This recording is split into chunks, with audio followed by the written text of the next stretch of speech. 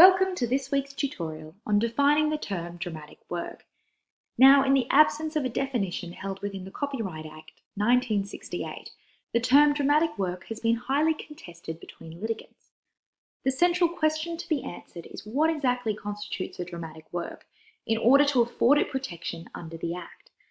This has previously been difficult for parties to establish due to its intangible nature and the construction of the legislative provisions themselves.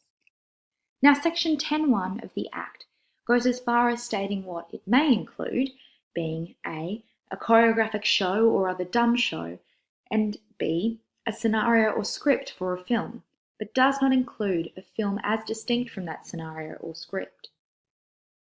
Two cases have shed some light on the judicial interpretation of the term dramatic works for the purposes of copyright law.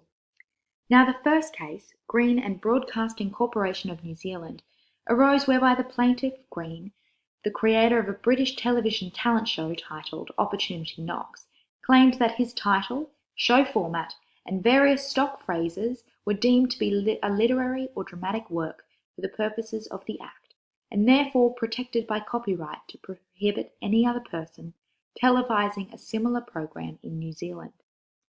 It was submitted by the appellant that the filming of Opportunity Knocks in the UK was the reduction of work to a material form, with the consequence that copyright ran from the end of that year in which it was broadcasted. Now, Justice Summers found that the scripts could not constitute dramatic work, as they could not themselves be acted or performed. His Honour took this to be the essence of such a work, and the scripts were no more than a general scheme for a proposed entertainment. The actual telecast program, however, to which each script was the general guide, may have been a dramatic work. However, copyright in the performance was not claimed by the appellant, nor was it suggested that any one of his many telecast productions was actually copied. His Honour went on to state that situations or scenic effects by themselves, apart from the words and incidents of a dramatic work, cannot be the subject of dramatic copyright, referring to the case of Tate and Fulbright. Now, it should be noted that in 1989 the words described in writing in the form in which the show is to be presented were deleted from the definition of dramatic work held within the then Copyright Act of 1905. This was to ensure that choreography will be protected if recorded in some material form other than laborious note-taking, for instance, recorded in film. Now, in the case of Nine Network Australia Pty Ltd, an Australian Broadcasting Corporation, the court was required to consider the extent of exclusive rights granted to a broadcaster in return for the payment to the organisers of a public event. The plaintiff had contributed $450,000 to the cost of this event to take place at the Sydney Harbour precinct.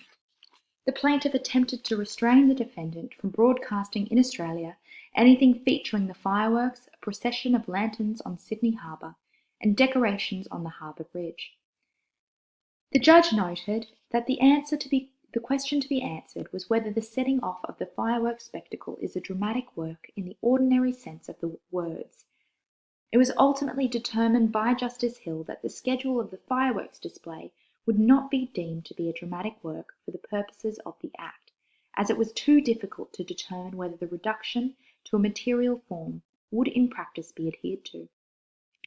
His Honour notably stated that at the heart of the problem may well be that copyright is a monopolistic right existing not to protect ideas as such, but the physical manifestation of some work.